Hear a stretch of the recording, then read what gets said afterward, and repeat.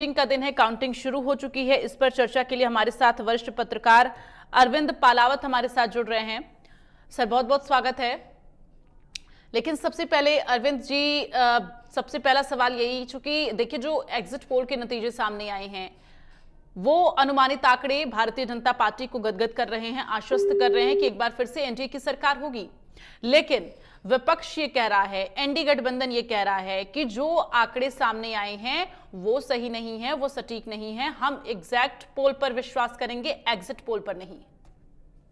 बिल्कुल। देखिए, कई बार विपक्ष लगातार ये बात कहता है कि एग्जिट पोल पर हम विश्वास नहीं करेंगे, एग्जिट पोल पर हम विश्वास करेंगे। ये जो वाकया है 2004 से जुड़ा हुआ है। 2004 में जब एग्जिट पोल जो था उसके विपरीत जब परिणाम आए तो उन्हीं को लेकर के यहाँ पर जो बातचीत है वो हर बार होती है, और उसी को लेकर यहाँ पर एक बार फिर से कहीं ना कहीं कांग्रेस है, इंडिया गठबंधन है, उसको उम्मीद है कि इस बार जो एग्जिट पोल के जो परिणाम है वो उस तरह के परिणाम नहीं होंगे, और एग्जैक्ट जब रिजल्ट आएगा, एग्जैक्ट जब कैलकुलेशन आएगी तो वो उनके फेवर में होगी। लेकिन उससे बड़ी बात मैं आपको यहां बताना चाहूंगा कि चाहे इंडिया गठबंधन कुछ भी कह रहा हो, लेकिन एक उत्सुकता जो है परिणामों को लेकर के वो उनके कार्यालयों में नहीं देखी जा रही है। जहां एक और भारतीय जनता पार्टी ने अपने कार्यालय को सजा दिया है, क्योंकि उन्हें यह विश्वास है कि प्रचंड सीटें जो है वो उनके पास आ रही हैं। लेकिन इंडिया गठबंधन यह कह तो रहा है कि हमारी सरकार बनेगी, लेकिन आप किसी भी कांग्रेस के मुख्यालय पर देख लीजिए, पार्टी के जिला मुख्यालयों पर देख लीजिए, वहां पर किसी तरह कोई जश्न जैसा माहौल है या बड़ी संख्या में कोई कार्यकर्ता पहुंच रहा है, ऐसा कुछ माहौल जो है वो ना तो कल रात तक वहां पर देखने को मिला और ना आज सुबह भी जो है ऐसा कोई माहौल है वहां पर देखने को मिला। जबकि इसके उलट यदि हम भारतीय जनता पार्टी के चाहे राष्ट्रीय मुख्यालय से लेकर हमारे प्रदेश मुख्यालय तक यदि हम बात करते हैं तो वहां पर उसको सजा दिया गया है। यानी वो ये तय कर चुके हैं कि एक बार फिर से मोदी सरकार जो है वो यहाँ पर रिपीट हो रही है। तो अब ये देखना होगा, क्योंकि कुछ समय बाद में करीब 7 घंटे की जो पोलिंग है उसके बाद में लगभग जो आंकड़े हैं वो हमारे सामने होंगे कि कितनी जो सीटें हैं वो यहाँ पर बीजेपी जीतती है, एनडीए जीतता है, या कांग्रेस और इंडिया गठबंधन जो है वो कितनी सीटें यहाँ पर जीतता है। क्योंकि करीब 27 राउंड के आसपास होते हैं और एक राउंड में करीब 15 मिनट का समय लगता है। तो ऐसे में मोटा मोटा यदि माना जाए समय, तो करीब 7 घंटे का जो समय है वो यहाँ पर लगेगा, जहां पर एक जो बूथ है उसकी एक जो पार्लियामेंट्री कॉन्स्टिट्यूंसी है उसकी जो काउंटिंग है वो वहां पर पूरी होगी।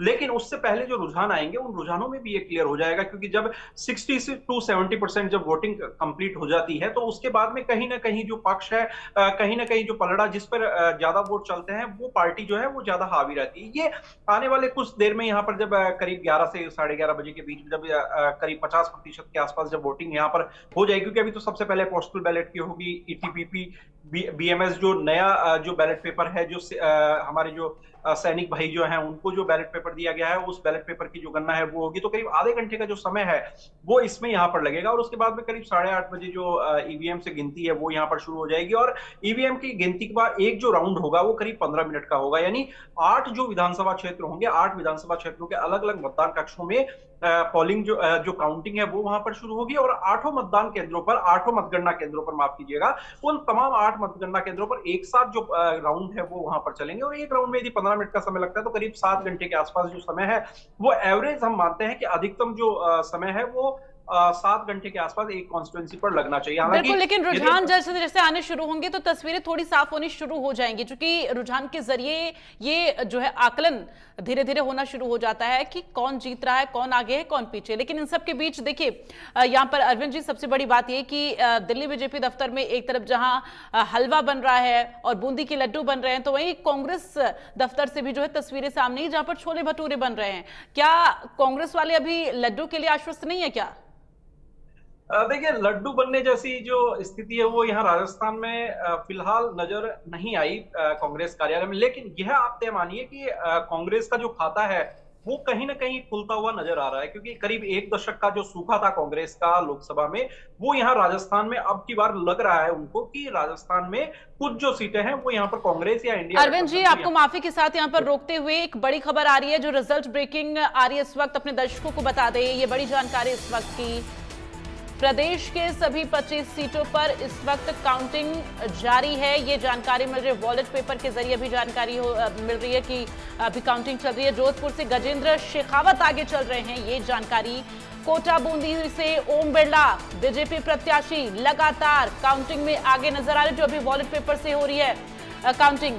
पोस्टल बैलेट की ये गिनती हो रही है जिसमें बीजेपी प्रत्याशी को बढ़त मिलती हुई नजर आ रही है। कोटा बूंदी से ओम बिरला इस वक्त आगे चल रही हैं काउंटिंग में। तो ये पोस्टल बैलेट के काउंटिंग में आगे चल रहे हैं। अभी ईवीएम की जो काउंटिंग है वो होनी शुरू होगी, उसके बाद धीरे धीरे ये स्पष्ट होगा किसको ज्यादा बढ़त मिल रही है, कौन जीत हासिल कर रहा है। तो जोधपुर से गजेंद्र शेखावत, लगातार हम एग्जिट पोल के अनुमानित आंकड़ों का जो जिक्र कर रहे हैं वो अब कहीं ना कहीं देखिए जो काउंटिंग शुरू हुई है, स्टार्टिंग के जो रुझान अब आने शुरू हो रहे हैं उसमें ये तस्वीरें साफ हो रही हैं। काउंटिंग जो एग्जिट पोल के जो अनुमानित आंकड़े हैं वो कहीं ना कहीं यहाँ पर हावी होते हुए नजर आ रहे हैं। अरविंद जी आपके पास आऊंगी। जयपुर शहर से बीजेपी की मंजू शर्मा आगे चल रही हैं, इसके साथ ही ओम बिरला भी आगे चल रहे हैं। अभी हालांकि पोस्टल बैलेट की गिनती हो रही है। देखिए हम इस बात का चर्चा में जिक्र कर रहे हैं, जो एग्जिट पोल के अनुमानित आंकड़े हैं, जो बीजेपी को 8 सीटें, यहाँ पर अभी 8 उससे आगे चल रही है। ऐसे में आपकी क्या राय है, चूंकि एग्जिट पोल के जो आंकड़े हैं, अनुमानित आंकड़े, वो अब एग्जैक्ट पोल में अगर नजर आते हैं तो? जी बिल्कुल। देखिए, राजस्थान के यदि हम एग्जिट पोल बात करते हैं तो राजस्थान में जो सीटें हैं वो करीब 20 के आसपास तक जो सीटें हैं वो यहाँ पर भारतीय जनता पार्टी को मिलना बताया जा रहा है। और कुछ जो पोल हैं वो 22 तक जो सीटें हैं वो यहाँ पर जो भारतीय जनता पार्टी को बता रहे हैं, और 2 से 3 सीट जो है वो यहाँ पर बताई जा रही है कांग्रेस के खाते में, इंडिया गठबंधन के खाते में। लेकिन ये माना जा रहा है कि करीब 5 तक की जो सीटें हैं, 5 तक का जो फिगर है वो यहाँ पर कांग्रेस को मिल सकता है। और ये यदि बढ़ता है तो इसमें भी कोई आश्चर्य नहीं है, क्योंकि कुछ ऐसी सीटें थी जहां पर बड़ा ही टफ कंटेस्ट जो है वो यहाँ पर राजस्थान में देखने को मिला है। और यदि हम जयपुर शहर की बात करते हैं, जिस तरह से आप कह रहे थे मंजू शर्मा आगे चल रही है, तो देखिए जयपुर शहर की जो सीट है वो पारंपरिक तौर पर बीजेपी की सीट मानी जाती है। और यहाँ पर लंबे समय से जो बीजेपी के जो सांसद है वो यहाँ पर रहे हैं। एक बार महेश जोशी जो पूर्व में जलदाय मंत्री रहे कांग्रेस में, और जेजेएम के कई जो घोटालों के जो आरोप है वो उन पर है, वो यहाँ पर सांसद बने, क्योंकि उस वक्त जो गिरधारी लाल भार्गव है उनका देहांत हो गया था। और उसके बाद में गिरधारी लाल की जगह जो बीजेपी ने टिकट दूसरे कैंडिडेट को दी, और कांग्रेस ने अपना कैंडिडेट जो है महेश जोशी को उतारा। उस वक्त महेश जोशी की जीत, वो अपने आप में आश्चर्यजनक जीत थी जयपुर के लिए, क्योंकि जयपुर जो है वो एक गढ़ माना जाता है भारतीय जनता पार्टी को। और सबसे सेफ सीट यदि हम कहें, यदि राजस्थान में कोई है तो वो जयपुर शहर की सीट है। तो ऐसे में मंजू शर्मा जो है वो यहाँ पर आगे बढ़ रही है, तो इसमें कोई आश्चर्य की बात नहीं है। क्योंकि प्रताप सिंह खाचरियावास, क्योंकि यहाँ पर देखिए आप, जब जयपुर शहर की जब सीट जब है घोषित की गई, सुनील शर्मा को कांग्रेस ने यहाँ पर टिकट दिया, उसके बाद में जयपुर डायलॉग्स का जो विवाद था वो वहां पर जब उभर करके सामने आया तो उनकी टिकट वापस ले ली गई। और प्रताप सिंह खाचरियावास जो पूर्व में मंत्री थे और हाल ही में सिविल लाइन से उन्होंने विधानसभा का चुनाव भी अपना हारा, तो उसके बाद में उनको टिकट दी गई। लेकिन प्रताप सिंह का जो चुनाव पूरा देखा हमने, उस चुनाव में कहीं पर भी कोई ऐसा एग्रेसिव मूड नहीं देखा गया, ना कोई इस तरह का चुनाव प्रचार हमने देखा कि जिसमें ऐसा लगे कि वो कोई एक टफ कंटेस्ट जो है वो करते हुए यहाँ पर नजर आ रहे हैं जयपुर शहर के लिए। क्योंकि जयपुर शहर अपने आप में एक गढ़ है, और उस गढ़ के अंदर यदि आपको वहां पर यदि आपको बात करनी है तो ये तय है कि आपको एक बहुत ही आक्रामक चुनाव प्रचार है वो यहाँ पर अपनाना पड़ेगा, जो यहाँ पर देखने को नहीं मिला। साथ ही हम जयपुर ग्रामीण की बात करते हैं तो राव राजेंद्र सिंह जो भाजपा के कद्दावर नेता हैं, उनको टिकट दी गई। उनके सामने सचिन पायलट गुट के अनिल चोपड़ा है जो काफी युवा है, राजस्थान यूनिवर्सिटी के अध्यक्ष रह चुके हैं, उनको वहां पर दिया गया। तो वहां पर देखना होगा किस तरह का मुकाबला है वो यहाँ पर रहता है। कुछ देर बाद में जब रुझान सामने आएंगे तो उसमें ये चीजें, कई चीजें जो है वो उभर करके सामने आएगी। यदि हम राजस्थान की और सीटों की हम बात करें, क्योंकि कई जो सीटें हैं वहां पर बड़ा ही टफ कंटेस्ट जो है वो यहाँ पर हुआ है। मैं आपको बताना चाहूंगा करीब 23 जो सीट है वहां पर 23 सीटों पर कांग्रेस ने अपने कैंडिडेट उतारे, और 2 सीटों पर उन्होंने इंडिया अलायंस के साथ गठबंधन किया। हालांकि एक जो तीसरी सीट है बांसवाड़ा की, वहां पर एक टेक्निकल रूप से गठबंधन इसलिए नहीं हो सका क्योंकि वहां कांग्रेस के जो अधिकृत प्रत्याशी थे अरविंद डामोर, उन्होंने अपना नामांकन आखिरी समय में वापस नहीं लिया। और ऐसे में वहां पर भारतीय जनता पार्टी चाहती थी कि माफ कीजिए, कांग्रेस वहां पर चाहती थी कि वहां पर बीएपी के साथ गठबंधन किया जाए, और बीएपी के साथ गठबंधन करके इंडिया अलायंस में ला करके उस सीट पर जो जीत है वो यहां पर हासिल की जाए। क्योंकि महेंद्रजीत सिंह मालवीय जो वहां पर भाजपा से चुनाव लड़ रहे हैं,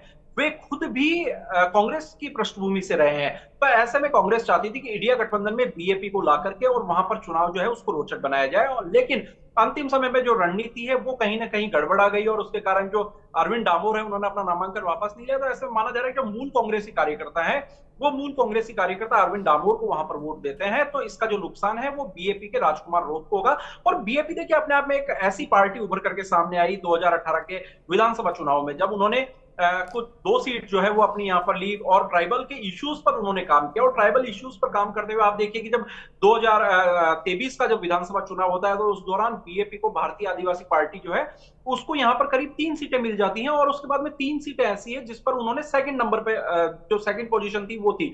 तो ऐसे में बीएपी के कैंडिडेट को भी वहां पर काफी ज्यादा स्ट्रांग माना जा रहा है। साथ ही बाड़मेर जैसलमेर जो पूरे राजस्थान की हॉट सीट है, क्योंकि वहां पर त्रिकोणीय मुकाबला है, कैलाश चौधरी बीजेपी से हैं, उमेदाराम बेनीवाल और रविंद्र भाटी, यहां पर भी एक बड़ा मुकाबला जो है वो देखने को मिल सकता है। और ये बड़ी बात है कि वहां पर जीतेगा कौन, लेकिन उसका यह तय है यदि जो भी जीतता है तो उसका सीधा जो नुकसान है, यदि रविंद्र सिंह भाटी और उमेदाराम में से अरविंद जी यहाँ पर आपको रोकते हुए चूंकि एक बड़ी खबर आ रही, जरा वो पहले दर्शकों को बता देते। इस वक्त की रिजल्ट ब्रेकिंग, झालावाड़ 12 से बीजेपी प्रत्याशी दुष्यंत सिंह इस वक्त आगे चल रहे हैं रुझानों में।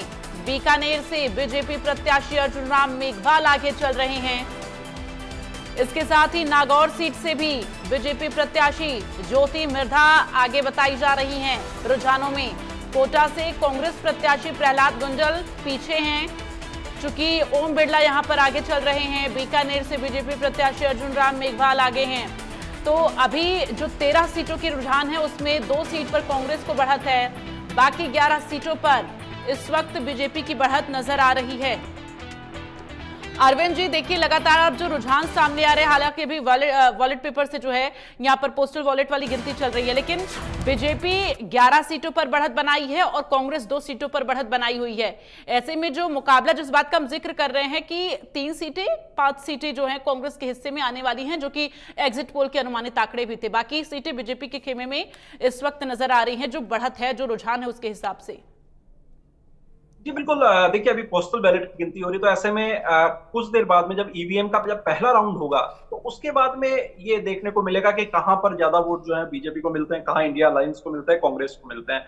लेकिन पोस्टल बैलेट ये तय करते हैं कि जो सर्विस वोटर्स हैं, वो सर्विस वोटर्स का जो रुझान है वो किस तरफ था, क्योंकि सर्विस वोटर्स का रुझान है वो अपने आप में बेहद महत्वपूर्ण होता है। और यही ये तय करता है कि क्योंकि जो सर्विस वोटर्स है तो उनके जो परिवार है, ये भी माना जाता है कि जो सर्विस वोटर्स है उनके परिवार ने भी उसी तरीके से जो वोट है वो वहां पर कास्ट किया होगा। तो ऐसे में सर्विस वोटर्स के जो पोस्टल बैलेट है वो भी अपने आप में काफी महत्वपूर्ण होते हैं। वो भी एक थोड़ा सा एक इंडिकेशन होता है कि जो सर्विस वोटर्स है, जो सरकारी कर्मचारी है, वो सरकार से कितना खुश है या वो सरकार को बदलना चाहते हैं। ये यहाँ पर एक बड़ी चीज जो है वो यहाँ पर होती है। यदि सरकारी कर्मचारियों के ज्यादातर जो मत हैं वो यहाँ पर सत्तारूढ़ पार्टी को यदि मिलता है तो उसका है कि सरकार के कामकाज से वे काफी खुश हैं, यानी सरकार की जो पॉलिसीज है वो सरकारी कर्मचारियों के बेनिफिट की है, क्योंकि सरकारी कर्मचारी अपने आप में एक बेहद महत्वपूर्ण रोल यहाँ पर रखते हैं। क्योंकि चुनाव के साथ ही यदि चुनाव की यदि हम बात करते हैं, पूरी बागडोर संभालने का जो काम है वो उनका होता है। तो यदि वे सरकार के कामकाज से खुश है तो कहीं ना कहीं ये एक इंडिकेशन है वो मिलता है कि आने वाले समय में जब चुनाव के परिणाम जब आएंगे, जब ईवीएम की गिनती होगी तो वो भी उसी तरफ यदि घूमती है तो कहीं ना कहीं इसका जो सीधा लाभ है वो सत्तारूढ़ पार्टी को यहाँ पर मिलता है। आपने बात की झालावाड़ की, तो देखिए झालावाड़ अपने आप में काफी ऐसी सीट है क्योंकि पूर्व मुख्यमंत्री वसुंधरा राजे के बेटे दुष्यंत सिंह यहाँ पर हैं, वो वहां पर चुनाव लड़ रहे हैं। और दूसरी तरफ यदि हम बात करते हैं, उर्मिला जैन भाया, जो प्रमोद जैन भाया पूर्व में मंत्री रह चुके हैं, उनकी पत्नी भी हैं, तो वहां का जो चुनाव है वो कोई ऐसा विशेष चुनाव जो है, क्योंकि वो परंपरागत सीट झालावाड़ की बीजेपी की बन चुकी है और दुष्यंत सिंह जो है वहां पर काफी मजबूत स्थिति में हर बार रहते हैं। और इस बार भी ये तय है कि वहां पर दुष्यंत सिंह की जो जीत है वो लगभग वहां पर तय मानी जा रही है। साथ ही यदि हम कहें राजस्थान अब की बार क्यों बहुत ज्यादा चर्चाओं में रहा, इसका पीछे तो बड़ा कारण था कि जहां पर 2 मुख्यमंत्रियों की साख थी, जहां पर 4 जो मंत्री हैं वो वहां पर चुनाव लड़ रहे थे, और कांग्रेस पार्टी जो है उन्होंने कई नए प्रत्याशी जो है वो वहां पर उतारे। जो 2000 इससे पहले के जब लोकसभा चुनाव हुआ उस समय जब लोकसभा चुनाव में जो प्रत्याशी उतारे उनसे नए जो प्रत्याशी हैं उनको यानी रिप्लेस करके और नए प्रत्याशी उतारे, उसमें भी कई जो विधायक हैं उनको वहां पर शामिल किया गया, यानी कई विधायकों को चुनाव मैदान में उतार दिया। तो चुनाव को रोचक बनाने की कोशिश जरूर यहाँ पर कांग्रेस पार्टी ने की। साथ ही एक नैरेटिव जो है वो भी यहाँ पर कांग्रेस पार्टी ने देने की कोशिश की है, चाहे यदि उसकी हम बात करें कि आपका मंगलसूत्र बिक जाएगा, ये एक नैरेटिव देने की कोशिश की इंडिया गठबंधन ने, लेकिन अब वो नैरेटिव कितना लोगों तक वो कर पाए वो यहाँ पर एक देखने वाली बात होगी। अच्छा बिल्कुल, देखिए अरविंद, यहाँ पर जिस तरह से एग्जिट पोल के नतीजे सामने आए उसके बाद अब कांग्रेस की तरफ से जो राजस्थान के पूर्व मुख्यमंत्री रहे हैं अशोक गहलोत ने ट्वीट किया है और साथ ही ये अपील की अपने एआरओ आरओ और कार्यकर्ताओं से अपील की है कि आखिरी वोट की गिनती जो है हो और फॉर्म 17C और ईवीएम के कुल वोटों की संख्या का जो है मिलान करे और कहीं पर भी आपत्ति अगर नजर आती है, कहीं पर आपको गड़बड़ी नजर आती है तो आपत्ति दर्ज करें। इस तरह से वो अभी भी ये कह रहे कि जो एग्जिट पोल के नतीजे सामने आए हैं वो मीडिया के नतीजे हैं, यानी कि वो इस एग्जिट पोल के नतीजों पर विश्वास नहीं कर रहे। लेकिन रुझान देखिए, एग्जिट पोल के अनुमानित आंकड़ों के हिसाब से इस वक्त नजर आ रहे हैं, लेकिन इस तरह से जो ट्वीट किया गया उनकी तरफ से फॉर्म 17C की जो बात की गई है, इसको लेकर क्या कहेंगे आप?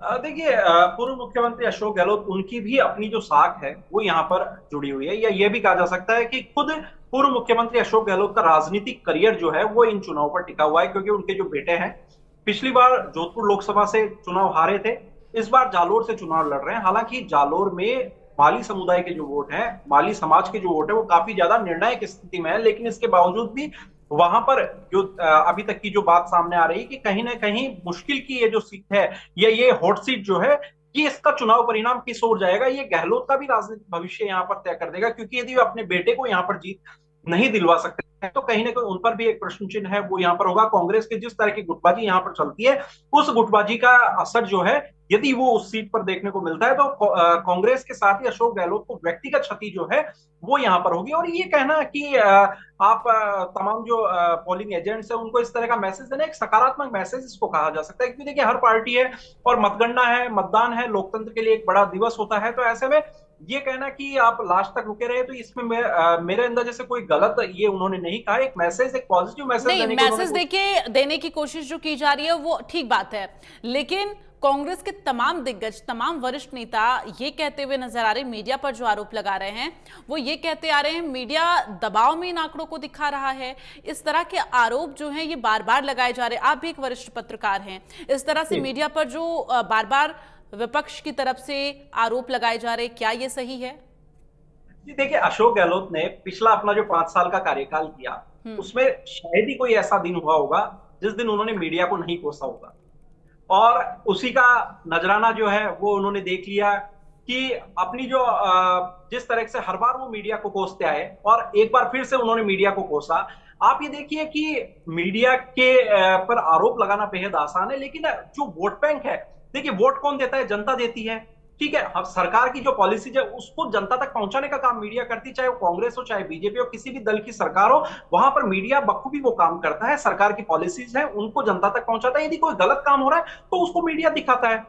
तो इसमें ऐसा कोई वो नहीं है जिस तरह से अशोक गहलोत कहते थे कि अशोक गहलोत की एक परिपाटी बन चुकी है हर बार मीडिया को कोसना। कांग्रेस के जो बड़े नेता हैं उनकी भी ये परिपाटी है कि मीडिया को कोसना। और ये एग्जिट पोल जो होते हैं ये ऐसे ही तैयार नहीं हो जाते, एक लंबी मेहनत जो है वो करनी होती है।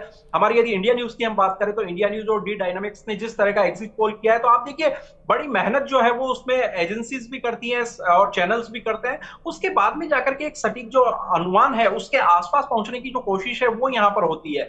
तो उसको इस तरीके से मीडिया पर हर बात को डालना ये शोभा भी नहीं देता है। और अशोक गहलोत जिस तरह के बयान इन दिनों देने लगे हैं मीडिया को लेकर के, बार बार में उनकी जो नाराजगी है वो यहाँ पर सामने आने लगी है, तो वो भी कहीं ना कहीं इतनी ज्यादा जो ठीक है वो नहीं है, क्योंकि मीडिया जो है वो अपना काम कर रहा है और मीडिया को काम जो है वो उनका करने दिया जाना चाहिए। ये अपने आप में एक बेहद महत्वपूर्ण चीज है जो अशोक गहलोत को समझनी चाहिए, क्योंकि उनके इतने लंबे राजनीतिक अनुभव है।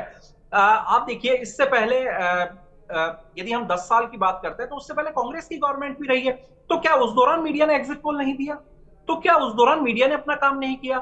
जब केंद्र में सरकार थी, आपकी जब राज्य में सरकार थी, तो उस दौरान मीडिया अच्छा काम कर रहा था। और आप यदि केंद्र में और यदि 6 महीने पहले की हम बात करें, राजस्थान में कांग्रेस की सरकार थी, उस दौरान यदि मीडिया ने कुछ, आपकी सरकार जब कुछ गलत कर रही थी, आपकी सरकार में जब उठापटक हो रही थी, आपकी सरकार जब बिखरने वाली थी, तो उस दौरान यदि मीडिया ने कुछ दिखाया तो शायद कुछ गलत नहीं कहा। जनता जो देखना चाहती थी, जो उस समय हो रहा था, वो मीडिया ने पेश किया, और उसी की जो नाराजगी वो अशोक गहलोत में और कांग्रेस के बड़े नेताओं में है। तो ये उनकी एक झल्लाहट है वो यहाँ पर दिखाता है। इसके अलावा इस तरह के बयानों की जो कोई विशेष जो आवश्यकता है या ये कहा जा सकता है इस तरह का जो बयान है वो इस समय उन्हें नहीं देना चाहिए, क्योंकि हर बार आप मीडिया को कोस रहे हैं। आप अपनी पॉलिसीज को देखिए, आप अपनी पार्टी की पॉलिटिक्स को देखिए, आप अपनी पार्टी की स्ट्रेटेजीज को देखिए कि किस तरह से आप रणनीति बना सकते हैं और किस तरह से जनता के बीच में पहुंच सकते हैं। ये वहां पर बहुत ज्यादा इंपॉर्टेंट रोल है वो यहाँ पर अदा करता है, ना कि इस तरह में इस समय मीडिया को कोसना जो है वो यहाँ पर कोई इनको विशेष लाभ देगा। जी बिल्कुल, निश्चित तौर पर। और अरविंद देखिए, अभी यहाँ पर जो अब लगातार रुझान सामने आ रहे हैं, ऐसे में 25 में से 17 सीटों के जो रुझान हैं उनमें 14 सीटों पर बीजेपी आगे चल रही है, 3 सीट कांग्रेस जो है इस वक्त वहां पर आगे चल रही है। लेकिन इन सब के बीच हम लगातार इस बात को कह रहे हैं कि जो 3 से 5 सीटें हैं वो कांग्रेस के खेमे में जाएंगी। कहीं ना कहीं कांग्रेस का यहाँ पर जो खाता है वो इस बार खुलता हुआ नजर आएगा। जी बिल्कुल, ये तय है कि इस बार क्योंकि खुद गृह मंत्री अमित शाह है, उन्होंने एक टीवी इंटरव्यू में भी ये बात कही कि इस बार राजस्थान से जो नुकसान है वो यहाँ पर हो सकता है 1-2 सीट। जब खुद गृह मंत्री 1-2 सीट कह रहे हैं तो इसका मायना है कि 3 से 4 सीटों को लेकर के एक असमंजस की स्थिति है वो यहाँ पर बन सकती है। और जिस तरह की जो इंडिया अलायंस की यदि हम बात करें, बीजेपी की हम बात करें, कांग्रेस की बात करें, जो कैंडिडेट्स उतारे हैं और जिस तरह के मुकाबले जो है वो यहाँ पर हो रहे हैं, तो उसको देखते हुए लगता है कि जो खाता है वो इंडिया अलायंस का या कांग्रेस का यहाँ पर खुल सकता है। अब कितनी सीटें जीतेंगी ये कुछ समय बाद में जब रुझान सामने होंगे उसके बाद में ये बात देखने को मिलेगी, लेकिन 23 सीटों पर सीधा बीजेपी और कांग्रेस में मुकाबला है, जबकि 2 सीटें जो है वो त्रिकोणीय संघर्ष में यहाँ पर फंसी हुई है। और खुद भी प्रधानमंत्री भी जो 7 सीटें हैं उन 7 सीटों को राजस्थान में डाउटफुल मान रहे थे और उन 7 सीटों का जो जिम्मा है वो किरोड़ी लाल मीणा को दिया। देखिए, राजस्थान के चुनाव नतीजों पर हम चर्चा करें, लेकिन उससे एक चीज जो है वो हमें और देखनी होगी कि राजस्थान के चुनाव नतीजों के साथ ही यहाँ पर किरोड़ी लाल मीणा जो मंत्री है उनका भविष्य है वो भी आज के चुनाव परिणाम पर टिका हुआ है, क्योंकि वो खुद मीडिया में कई बार कह चुके हैं प्रधानमंत्री ने उन्हें 7 सीटों की जिम्मेदारी दी थी और उन 7 सीटों में से यदि कोई भी सीट यदि वे हारते हैं, यानी बीजेपी हारती है, तो अपने मंत्री पद से इस्तीफा देंगे। यानी राजस्थान की नजरें जो है वो आज चुनाव परिणाम के साथ ही किरोड़ी लाल मीणा के मंत्री पद के इस्तीफे को लेकर भी है, क्योंकि किरोड़ी लाल मीणा जो है वो अपनी बात के पक्के माने जाते हैं। ऐसे में यह भी तय है कि यदि इन 7 सीटों में से कोई सी भी सीट यदि भारतीय जनता पार्टी हार जाती है तो किरोड़ी लाल मीणा है अपना इस्तीफा देंगे, जिसमें दौसा सीट, देखिए दौसा सीट वो सीट है जहां पर कांग्रेस का भारी दबदबा जो है वो इस वक्त देखा जा रहा है और मुरारी लाल मीणा अपने आप में मीणा समुदाय से आते हैं, एक बड़ा चेहरा जो है मीणा समाज का है। और उसी तरीके से किरोड़ी लाल मीणा जो है वो लगातार कन्हैया लाल के लिए प्रचार प्रसार वहां पर कर रहे थे। तो ऐसे में दौसा सीट बहुत ही महत्वपूर्ण सीट यहां पर बन जाती है और दौसा सीट के नतीजे जो हैं वो काफी कुछ निर्भर करेंगे आने वाले समय के जो राजनीतिक चुनाव है और राजनीतिक करियर जो है किरोड़ी लाल मीणा का, क्योंकि किरोड़ी लाल मीणा है वो खुद भी दौसा बेल्ट से ही ताल्लुकात रखते हैं। तो ऐसे में किरोड़ी लाल मीणा का अपना जो भविष्य है वो भी आज यहाँ पर तय करेगा कि वे अपने मंत्री पद से इस्तीफा देंगे या सभी जो 7 सीटें जो प्रधानमंत्री ने उनको बताई वो सभी यदि 7 सीटें वे जीत जाते हैं तो उन 7 सीटों को लेकर भी एक असमंजस की स्थिति है वो यहाँ पर, क्योंकि जब खुद प्रधानमंत्री यहाँ पर मान रहे हैं कि इन 7 सीटों पर काफी टफ कंटेस्ट जो है वो यहाँ पर रहने वाला है। उसमें आप देखिए कोटा की जो सीट है जहां पर खुद ओम बिरला लड़ रहे हैं वो सीट भी उन्होंने शामिल की है। खुद किरोड़ी लाल ने कहा कि इसमें कोटा की जो सीट है कोटा बूंदी वो भी इसमें शामिल है, दौसा की सीट है वो यहाँ पर शामिल है, साथ ही 5 सीट अन्य जो सीटें हैं वो भी यहाँ पर है। तो अपने आप में एक बेहद रोचक जो जानकारी है वो यहाँ पर होगी और इन परिणामों के आधार पर ही किरोड़ी लाल का भी भविष्य जो है वो यहाँ पर तय हो जाएगा और यह भी तय हो जाएगा कि जो राजनीति में जो व्यक्ति अपने बयान देते हैं वो उन बयानों पर कितना टिक पाते हैं, वो भी यहाँ पर देखने वाली बात है, वो यहाँ पर राजस्थान में होगी। लेकिन राजस्थान में यह तय है कि 23 सीटों पर सीधा मुकाबला है, 2 सीटों पर त्रिकोणीय संघर्ष है और त्रिकोणीय संघर्ष जो है उस त्रिकोणीय संघर्ष में कौन निकलता है ये अपने आप में बेहद रोचक स्थिति होगी। जी बिल्कुल, निश्चित तौर पर। और अरविंद जी देखिए, ये भी यहाँ पर गौर करने वाली बात है, चूंकि बीजेपी और कांग्रेस के बीच तो फाइट है, लेकिन अन्य दलों की हम बात करें, बीएसपी भी इस बार लगातार राजस्थान में तमाम तरकीबें जो है किस्मत आजमा रही, लेकिन अभी अदर में जो सीट है और रेस है वो कहीं नजर नहीं आ रही है। जी देखिए, यदि अदर्स की हम बात करते हैं तो 2 जो अदर्स हैं वो यहाँ पर हैं, जिसमें एक रविंद्र सिंह भाटी जो बाड़मेर जैसलमेर से जो कंटेस्ट में आ सकते हैं और राजकुमार रोज जो बीएपी के कैंडिडेट हैं। अरविंद जी, इस पर चर्चा आगे करेंगे। आपको रोकते हुए एक बड़ी खबर आ रही है, जरा पहले दर्शकों को एक बड़ी खबर बता देते हैं। रिजल्ट ब्रेकिंग इस वक्त की आ रही है, तो ये बड़ी खबर इस वक्त की रिजल्ट ब्रेकिंग जयपुर से इस वक्त की बड़ी खबर आ रही है। ये बड़ी जानकारी विद्याधर नगर विधानसभा में एक ईवीएम मशीन खराब होने की जानकारी मिल रही है। ये बड़ी खबर दे रहे अपने दर्शकों को। ईवीएम ठीक करने के लिए इस वक्त इंजीनियर बुलाया गया है। इंजीनियर पहुंचेंगे, उसके बाद ईवीएम मशीन ठीक होगी, फिर काउंटिंग आगे शुरू होगी। तो विद्याधर नगर में विधानसभा में इस वक्त एक ईवीएम मशीन के खराब होने की जानकारी मिल रही है। ईवीएम ठीक करने के लिए इंजीनियर को बुलाया गया है। तो जयपुर से ये बड़ी जानकारी अपने दर्शकों को दे रहे हैं। हालांकि वोटिंग के दौरान भी जो है ईवीएम में तमाम जगहों पर गड़बड़ी की खबर आई थी और उसे तुरंत ठीक भी कर दिया गया था, लेकिन अब काउंटिंग का आज दिन है, आज भी ईवीएम मशीन के खराब होने की जानकारी मिल रही है और फिलहाल इस वक्त इंजीनियर को बुलाया गया है। इंजीनियर के पहुंचते से ही ईवीएम मशीन ठीक हो जाएगी। विद्याधर नगर विधानसभा में ईवीएम मशीन अरविंद जी खराब हुई है। ऐसे में अब विपक्ष को कहीं ना कहीं एक और जो है यहाँ पर ठीकरा फोड़ने का मौका मिलता हुआ नजर आ रहा है, चूंकि ईवीएम को लेकर तो सवाल हमेशा से उठाए जाते रहे हैं। अरविंद जी। जी बिल्कुल, ईवीएम एक ऐसी चीज है जिस पर कि हमेशा जो सवाल है वो यहाँ पर कांग्रेस पार्टी उठाती रही है और एक मौका जिसको जरूर कहा जा सकता है कि मौका जरूर मिल गया। लेकिन मेरा ये मानना है कि इस तरह की जो छोटी मोटी गड़बड़ है वो ईवीएम में आती रहती है, लेकिन जब इंजीनियर्स जो पहुंचते हैं तो उसके बाद में जो टेक्निकल चीज है उसको सही करके और उसका एग्जैक्ट डेटा जो है, एग्जैक्ट फिगर जो है वो वहां पर निकाल लिया जाता है। अभी तक के जितने भी हमने विधानसभा की यदि मतगणना हमने देखी उसमें भी यही चीज सामने आई कि टेक्निकल एरर आता है, उस टेक्निकल एरर को इंजीनियर्स जो है वो रिजोल्व कर देते हैं और उसके बाद में एग्जैक्ट डेटा है वो यहाँ पर आ सकता है। लेकिन जिस तरह से आप कह रहे हैं बिल्कुल सही है कि एक मौका जो है विपक्ष को यहाँ पर मिल चुका है और विपक्ष कहीं ना कहीं एक आरोपों की राजनीति है वो यहाँ पर जरूर लगा सकता है। और जिस तरह से हम इस इलेक्शन ब्रेकिंग से पहले जो बात कर रहे थे आदर्श को लेकर के, तो रविंद्र सिंह भाटी और राजकुमार रोत ये दोनों जो कैंडिडेट हैं वो निर्दलीय हैं और राजकुमार रोत का बीएपी से गठबंधन हुआ भी है और नहीं भी हुआ, दोनों चीज वहां पर है क्योंकि वहां पर कांग्रेस के कैंडिडेट ने अपना नॉमिनेशन वापस नहीं लिया। तो ये दोनों सीट है अभी तक, हालांकि जो आदर्श जो है वो कई रुझानों में नहीं दिख रहे हैं।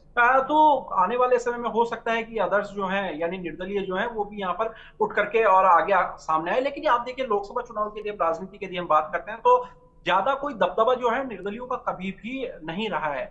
और विशेष तौर पर यदि हम राजस्थान की बात करें तो राजस्थान में बहुत ही कम निर्दलीय जो है वो लोकसभा की जो सीढ़ी है वो वहां पर चढ़ सके हैं, यानी पार्टियों का ही जो ज्यादा बहुमत है, पार्टियों की जो ज्यादा संख्या है वो वहां पर लोकसभा में रिप्रेजेंटेट करते हुए वहां पर राजस्थान को नजर आई है। तो अब ये देखने वाली बात होगी कुछ समय में जैसे जैसे मतगणना आगे बढ़ेगी वैसे क्या जो अदर्स हैं जिनको माना जा रहा था कि ये टफ फाइट यहाँ पर कर सकते हैं तो क्या वो टफ फाइट के अंदर आगे आ सकते हैं, वो यहाँ पर देखने वाली बात होगी। लेकिन कैलाश चौधरी जो है बाड़मेर से जो फिलहाल केंद्रीय मंत्री भी है और बाड़मेर से भाजपा के उम्मीदवार है, उनको लेकर के क्योंकि जिस तरह से एग्जिट पोल सामने आ रहे हैं तो उसमें भी वो पीछे नजर आ रहे हैं और ऐसे में कहीं ना कहीं जो टेंशन है वो यहाँ पर कैलाश चौधरी की जरूर बढ़ जाती है इन एग्जिट पोल्स को देख करके, क्योंकि कैलाश चौधरी को लेकर काफी जो नाराजगियां थी वो यहाँ पर थी। लेकिन कैलाश चौधरी ने एक और यहाँ पर जब चुनाव प्रचार हुआ तो उस दौरान एक और गेम यहाँ पर खेला कि चाहे आप बाड़मेर की सीट हराते हो लेकिन आप यदि हराते हो तो उसका सीधा असर जो है प्रधानमंत्री नरेंद्र मोदी पर भी पड़ेगा, यानी भाजपा है वो यहाँ पर कमजोर होगी। लेकिन जनता ने क्या कुछ जनता ने वहां पर रहा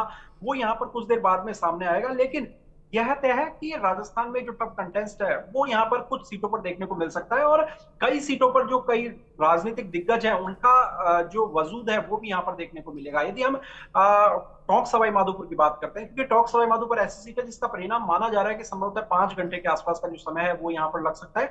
कुल 20 राउंड है और 1 घंटे में यदि 4 राउंड भी होते तो 5 घंटे के आसपास जो काउंटिंग है वो वहां पर चल सकती है। और वहां पर हरीश मीणा जो पायलट गुट के माने जाते हैं और सचिन पायलट के काफी नजदीकी है, जब सचिन पायलट जब मानेसर गए थे तो उस दौरान भी हरीश मीणा उनके साथ थे, यानी हरीश मीणा राजस्थान की जो पूर्व डीजीपी रहे हैं वो उस समय भी सचिन पायलट के साथ में थे और पायलट के कहने पर ही उनको यहाँ पर टिकट दिया गया है। वे देवली उनियारा से विधायक है, तो ऐसे में ये एक महत्वपूर्ण सीट है वो यहाँ पर है क्योंकि एक तरफ सुखबीर सिंह जोनापुरिया है जो कि भारतीय जनता पार्टी के सांसद है और दूसरी तरफ हरीश मीणा वो यहाँ पर है। तो ऐसे में करीब 5 घंटे के अंदर इस सीट का जो परिणाम है वो यहाँ पर सामने होगा और इस सीट के बाद में यह देखने को मिलेगा कितना कुछ राजनीतिक जो समीकरण है वो जातिगत समीकरणों के माध्यम से साधा गया है। क्योंकि एक तरफ टोंक सवाई माधोपुर में जहां पर गुर्जर बेल्ट काफी ज्यादा है तो दूसरी ओर मीणा समाज के जो वोटर्स हैं वो भी वहां पर काफी ज्यादा है। तो ऐसे में इन तमाम चीजों को यहाँ पर देखने को मिलेगा कि किस तरह का जो राजनीतिक परिणाम है, राजनीतिक जो आंकलन है वो यहाँ पर निकल करके सामने आता है। और धीरे धीरे जब चुनाव के एक एक जब राउंड की जब गिनती होगी तो उसके बाद में कई स्थितियां जो है वो यहाँ पर सामने होगी। लेकिन ये तय है कि इस बार कांग्रेस का जो खाता है वो यहाँ राजस्थान में खुलेगा। और जिस खाते को लेकर के करीब एक दशक से जो लंबा इंतजार था वो यहाँ पर राजस्थान में किया जा रहा था कांग्रेस पार्टी की ओर से, वो शायद मुराद जो है वो यहाँ पर आज पूरी हो जाएगी। उसमें कौन जीतता है कौन हारता है ये जरूर देखने वाली बात होगी। लेकिन जब से खुद गृह मंत्री अमित शाह ने ये बात कह दी तो उसके बाद में कांग्रेस का जो मनोबल था वो काफी बढ़ चुका था राजस्थान को लेकर के। हालांकि अरविंद जी, आपको रोकते हुए एक बड़ी खबर आ रही है, जरा दर्शकों को बता दें, इस वक्त की रिजल्ट ब्रेकिंग आ रही है। अलवर से बीजेपी प्रत्याशी भूपेंद्र यादव आगे चल रहे हैं। आपको बता दें, अलवर सीट से बीजेपी प्रत्याशी भूपेंद्र यादव और कांग्रेस प्रत्याशी ललित यादव इस वक्त पीछे हैं।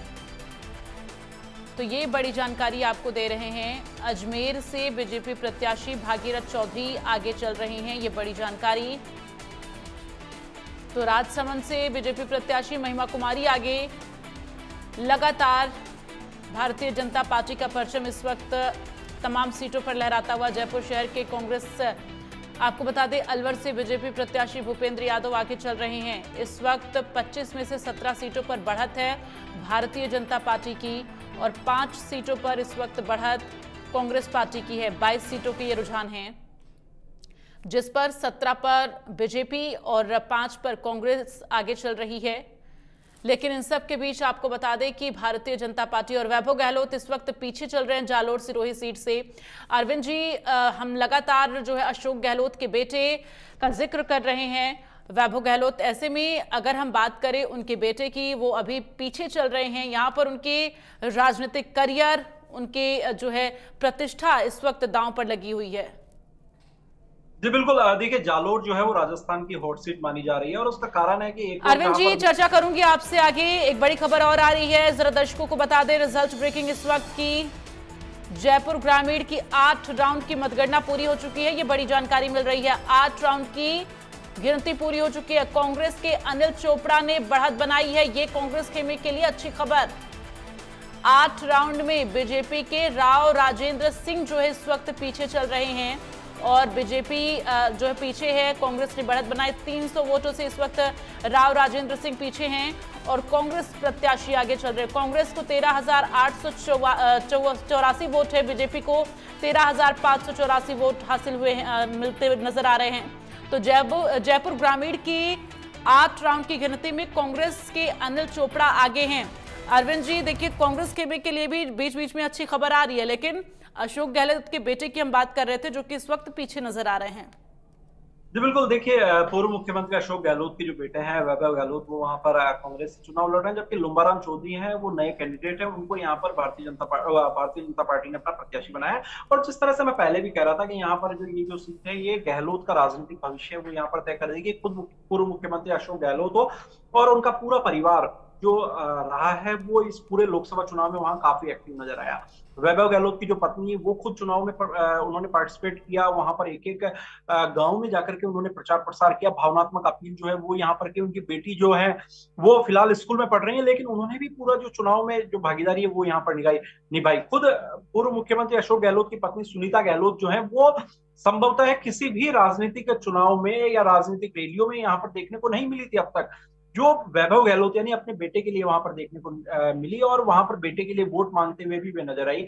पूरा गहलोत परिवार जो है वो यहाँ पर देखने को मिला, जालोर के अंदर सक्रिय रहा। गहलोत के काफी नजदीकी जो नेता हो, चाहे धर्मेंद्र राठौर की बात करें, चाहे राजीव अरोड़ा की बात करें, तमाम जो बड़े नेता हैं जो गहलोत के काफी विश्वस्त माने जा सकते हैं, उन्होंने वहां पर चुनाव का जो मैनेजमेंट है वो यहाँ पर संभाला। राज्यसभा सांसद धीरज डांगी जो है वो खुद भी वहां पर लगातार पूरे समय जालोर कॉन्स्टिट्यूंसी में उन्होंने फोकस किया।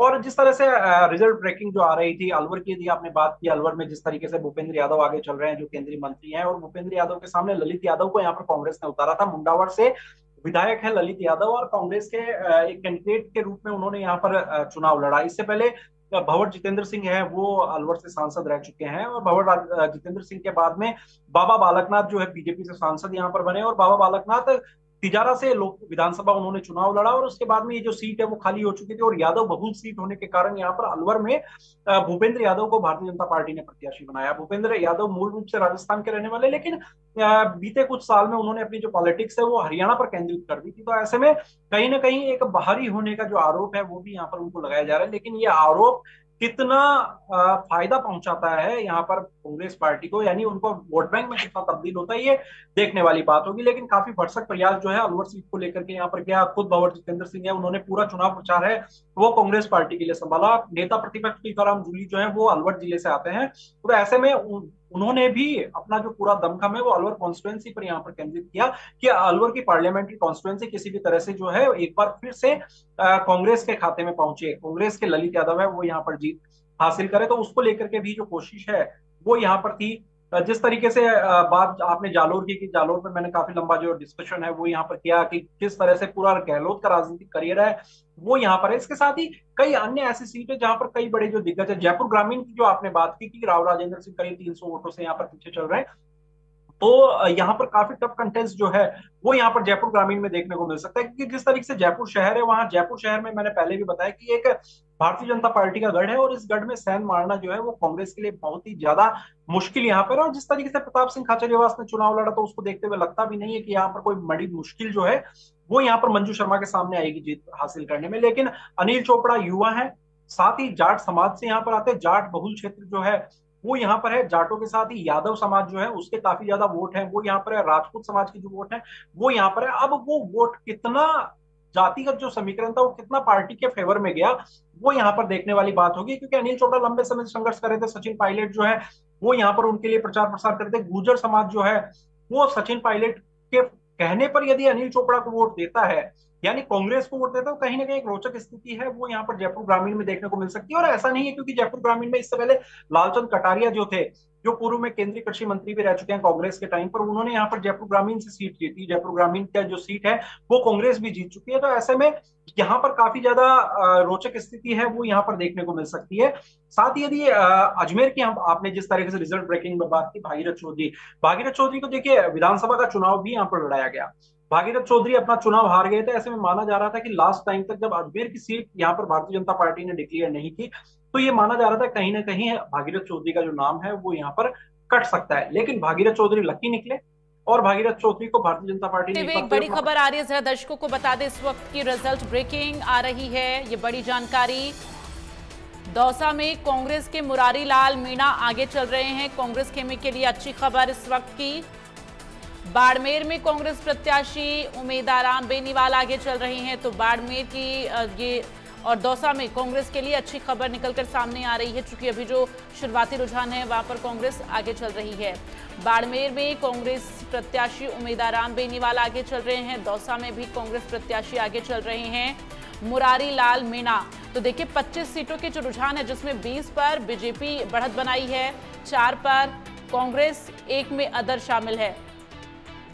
तो ऐसे में 25 सीटों के जो रुझान है वो हम आपको बता रहे हैं। बाड़मेर दौसा में इस वक्त कांग्रेस प्रत्याशी आगे चल रहे हैं। इसके साथ ही आपको बता दें कि जो है बाड़मेर जैसलमेर से इस वक्त रविंद्र सिंह भाटी आगे चल रहे हैं, लेकिन वैभव गहलोत की जो बात निकलकर सामने आ रही थी जालोर सिरोही, वहां पर वो पीछे चल रहे हैं। बाड़मेर दौसा सीट को आप अरविंद जी किस तरह से देख रहे हैं? देखिए कांग्रेस प्रत्याशी की बढ़त यहां पर नजर आ रही है, लेकिन अगर हम 2019 के जो है रिजल्ट की बात करें तो यहां पर कहीं ना कहीं कांग्रेस को जो है बढ़त मिल रही है और कांग्रेस के लिए अच्छी खबर निकलकर सामने आ रही है। जी बिल्कुल। देखिए दौसा का जो 2000 यदि हम 19 की यदि हम बात करते हैं लोकसभा चुनाव की, तो उस समय का जब चुनाव हुआ उस दौरान भी दौसा की सीट है बड़ी मुश्किलों से यहाँ पर जीती। उस समय मुरारी लाल मीणा की जो पत्नी है उन्होंने वहां पर चुनाव लड़ा। और जिस तरह से मैं कह रहा था कि दौसा अपने आप में हॉट सीट है, क्योंकि ये सीट जो है वो केवल मुरारी लाल मीणा, कन्हैया लाल या फिर इन दोनों ही नहीं बल्कि किरोड़ी लाल मीणा की जो राजनीतिक जो करियर है वो भी यहाँ पर तय करेगा। और दौसा में मुरारी लाल मीणा का काफी अच्छा होल्ड माना जाता है। और मुरारी लाल मीणा की जिस तरीके से मीणा समाज में पकड़ है और उन तमाम चीजों को देखते हुए, उन राजनीतिक और जो जातिगत समीकरण है उन सभी को देखते हैं, तो वहां पर कांग्रेस पार्टी एक मजबूत स्थिति में बनी हुई यहाँ पर नजर आ रही है। और उसी का एक कारण है, जिस तरीके से मैंने पहले भी जिक्र किया था, कि दौसा जो सीट है अपने आप में काफी महत्वपूर्ण सीट है और उसी सीट को लेकर के यहाँ पर पूरी जो मेहनत है वो किरोड़ी लाल मीणा ने भी की थी। तो ऐसे में यदि दौसा सीट से मुरारी लाल मीणा आगे चल रहे हैं तो कोई आश्चर्य की बात नहीं, क्योंकि वहां पर काफी टफ कंटेस्ट जो है, यानी एक ये कहा जा सकता है बहुत कांटे की जो टक्कर है वो यहाँ पर हो सकती है। तो और उस कांटे की टक्कर में मुरारी लाल मीणा आगे चल रहे हैं, तो कहीं ना कांग्रेस के लिए अपने आप में एक खुशी की बात है कि मुरारी लाल मीणा यदि वहां पर जीतते हैं तो कांग्रेस का खाता जो है वो आसानी से वहां पर खुल सकता है। और बाड़मेर की जिस तरह से हम बात कर रहे थे, देखिए बाड़मेर का एक जो इक्वेशन है वो एक अलग तरीके से यहाँ पर बन रहा है। वहां पर रविंद्र सिंह भाटी को जितना वोट मिलता है, वो वोट जो है वो कैलाश चौधरी को डैमेज करेगा सीधे तौर पर, क्योंकि राजपूत समाज का जो वोट है, यदि वो पूरी तरीके से रविंद्र सिंह भाटी के फेवर में जाता है, तो जो राजपूत समाज का वोट पहले बीजेपी को जाता था, यदि वो कन्वर्ट होकर एक निर्दलीय के पास जा रहा है, तो इसका सीधा नुकसान कैलाश चौधरी को है। इसके साथ ही जिस तरीके से अन्य जो समाज हैं, उन्होंने भी अपने समर्थन की जो अपील है वो रविंद्र सिंह भाटी को की थी, तो वो जो समाज, जो चाहे उसमें ब्राह्मणों की यदि हम बात करें, वैश्य समुदाय की यदि हम बात करते हैं, तो ये जो बड़े जो समुदाय हैं, यदि रविंद्र सिंह भाटी की तरफ आकर के वोट करते हैं, तो वो भाजपा के लिए सीधे तौर पर नुकसान है। और युवाओं का चेहरा है, युवाओं का मॉडल है, रविंद्र सिंह भाटी अपने आप में एक युवाओं के चेहरे के रूप में माने जाते हैं और जनता के बीच में रहते हैं। तो यदि युवाओं का वोट जो है वो भी उनको मिलता है, तो वो भी सीधे तौर पर भारतीय जनता पार्टी के लिए मुसीबत का काम है, क्योंकि भारतीय जनता पार्टी के जो कैंडिडेट हैं, उनको लगातार जो युवाओं के वोट है, युवाओं का जो समर्थन है, वो यहाँ पर मिलता है। तो ऐसे में यदि वो समर्थन यहाँ पर नहीं मिलता, तो कहीं ना कहीं कैलाश चौधरी के लिए बड़ी समस्या है, वो यहाँ पर हो सकती है। और उसी का एक नतीजा है कि जिस तरह से आप बता रहे कि उम्मेदराम बेनीवाल जो है वो फिलहाल आगे चल रहे हैं, उसका सीधा कारण यही है। और अपने आप में देखिए, राजस्थान में इस बार जो चुनाव हुआ वो अपने आप में एक बेहद रोचक चुनाव इसलिए था क्योंकि केवल सेंट्रल इश्यूज पे चुनाव नहीं लड़ा गया। आप देखिए, झुंझुनू की यदि हम बात करूं, जो हमारा शेखावाटी बेल्ट है, जिसमें झुंझुनू और सिक्कर आता है पूर्ण रूप से, जहां के सबसे ज्यादा सैनिक जो है वो भारतीय सेना में है, वहां पर जो मुद्दा हावी रहा वो अग्निवीर का मुद्दा हावी रहा। यदि उसी तरीके से मैं बात करता हूं यदि बाड़मेर जैसलमेर की, तो वहां पर लोकल इश्यूज जो है वो वहां पर हावी रहे कि उसमें पानी जो है वो बाड़मेर तक कैसे पहुंचे, पानी की बाड़मेर जैसलमेर जो सुदूर क्षेत्र है वहां पर पानी कैसे पहुंचे, उन मुद्दों को लेकर के वहां पर चुनाव था। इसके साथ ही यदि हम अन्य, माफ कीजिएगा, अन्य जिलों की या अन्य कॉन्स्टिट्यूएंसीज की हम बात करें, वहां पर भी अपने अपने जो इश्यूज थे वो वहां पर थे। यदि हम नागौर की बात करते हैं, क्योंकि नागौर जो सीट है वो कहीं ना कहीं हमारे पूरे डिस्कशन में छूट रही थी, नागौर अपने आप में किसान बेल्ट मानी जाती है, और जिस तरह से किसानों के आंदोलन हुए, उन किसानों का आंदोलन नागौर सीट के साथ ही गंगानगर सीट पर भी देखने को मिल सकता है। यदि वहां पर इंडिया गठबंधन के हनुमान बेनीवाल, जो पहले एनडीए के साथ में उन्होंने चुनाव लड़ा पिछला 2019 का और वहां पर जीत भी हासिल की, यदि वे वहां पर जीतते हैं तो उसका एक कारण होगा कि वहां पर जो किसान है वो कहीं ना कहीं भारतीय जनता पार्टी से कानून, जो कृषि कानून बनाए गए थे उनके लेकर के नाराज। लेकिन अभी वहां उस सीट से बीजेपी की ही बढ़त नजर आ रही है अरविंद जी। जी, अभी नागौर सीट का आप जिक्र कर रहे हैं, उस सीट से भी बीजेपी की ही बढ़त देखने को मिल रही है। जी बिल्कुल, बीजेपी की बढ़त बिल्कुल वहां पर, क्योंकि शुरुआती राउंड है वहां पर होगी। मैं बता रहा हूं, मेरा जो आंकलन है कि यदि वहां पर हनुमान बेनीवाल वहां पर जीतते हैं, तो उसका बड़ा कारण जो है वो कृषि कानून जो थे वो होगा कि किसानों का जो आंदोलन है वो वहां पर जीत का जो फैक्टर है वो वहां पर तय हो सकता है। गंगानगर का भी जो फैक्टर है वो वहां पर किसानों का जो आंदोलन था वो वहां पर हो सकता है। किसान लंबे समय से, जो टिहरी बॉर्डर था वहां पर लंबे समय से बैठे हुए थे और एक नाराजगी है वो किसानों में वहां पर थी, तो ये दोनों चीजें जो है इफेक्टेड यहाँ पर हो सकती है। शेखावाटी में जहां अग्निवीर का मुद्दा हावी हो सकता है, तो वहीं पर किसानों का जो मुद्दे की हम बात करते हैं अभी करना होगा। फिलहाल तमाम बातचीत के लिए बहुत बहुत धन्यवाद अरविंद जी आपका। इस बीच एक बड़ी खबर आ रही है, लोकसभा